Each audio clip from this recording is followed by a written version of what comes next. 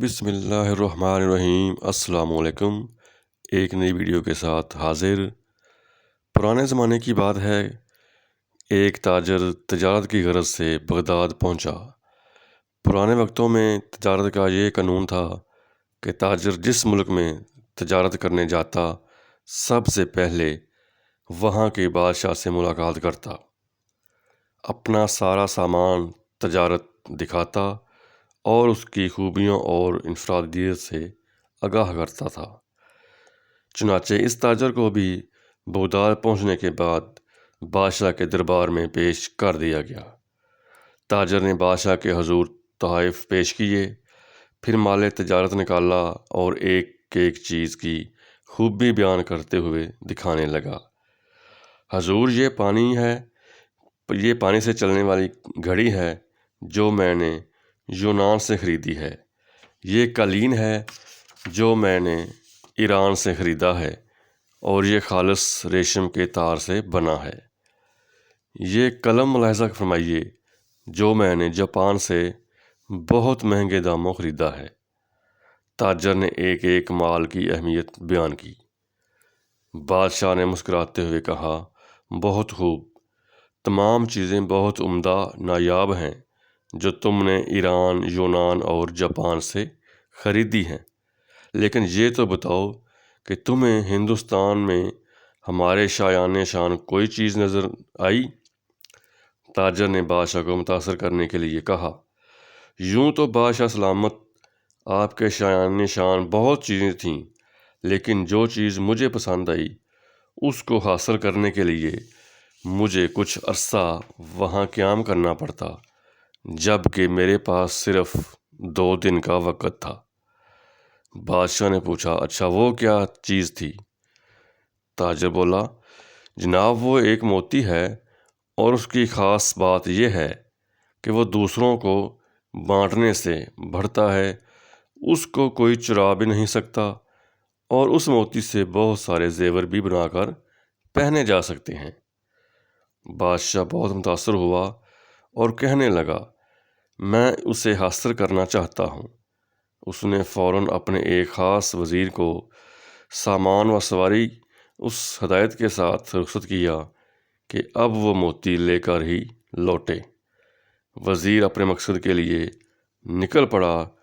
جنگلوں، سمندروں، پہاڑوں اور صحراؤں، غرض یہ کہ ہر جگہ خاک چھان ماری، وادی وادی گھوما، ہر شخص سے اس نادر و نایاب موتی کا پوچھا، مگر سب نے یہی کہا کہ ایسا کوئی موتی نہیں ہے جو چوری نہ ہو سکے اور اس سے بہت سارے زیور بن جائیں۔ لوگ اس کی بات سن کر ہنستے اور کہتے، مسافر پاگل ہو گیا ہے۔ یوں ہی مہینوں بیت گئے، نا امیدی کے سائے گہرے ہونے لگے، لیکن بادشاہ کے سامنے ناکام لوٹنے کا خوف اس کو چین نہیں لینے دیتا تھا۔ وزیر نے ہر ممکن کوشش کر لی کہ ایسا موتی مل جائے، لیکن یہ نہ ملا، سو اس نے واپسی کا ارادہ کر لیا۔ وزیر اپنی ناکامی پر زاروں قطار روتا ہوا جنگل سے گزر رہا تھا۔ رات کافی ہو چکی تھی اور وزیر بہت تھک بھی گیا تھا۔ ایک درخت کے پاس آرام کے ارادے سے لیٹا ہی تھا کہ اسی لمحے ایک روشنی اپنی جانب بڑھتی ہوئی نظر آئی۔ پہلے تو وزیر ڈر گیا، مگر پھر ایک آواز نے اس کو حوصلہ دیا، ارے نوجوان، ڈرو مت، میں اچھی پری ہوں، بتا تیرے ساتھ کیا ہوا؟ تو مدتوں کا تھکا ہوا مسافر معلوم ہوتا ہے، بتا میں تیری کیا مدد کروں؟ وزیر نے اپنی داستان کہہ سنائی کہ اسے جس موتی کی تلاش ہے وہ کہیں نہیں ملا۔ آپ اچھی پری وزیر کے سامنے آ چکی تھی اور وہ وزیر کی بات سن کر بے ساختہ ہنسنے لگی، پھر بولی، افسوس کہ تم نے عقل سے کام نہ لیا اور محض ایک موتی کی تلاش میں مہینوں مارا مارا پھرتا رہا۔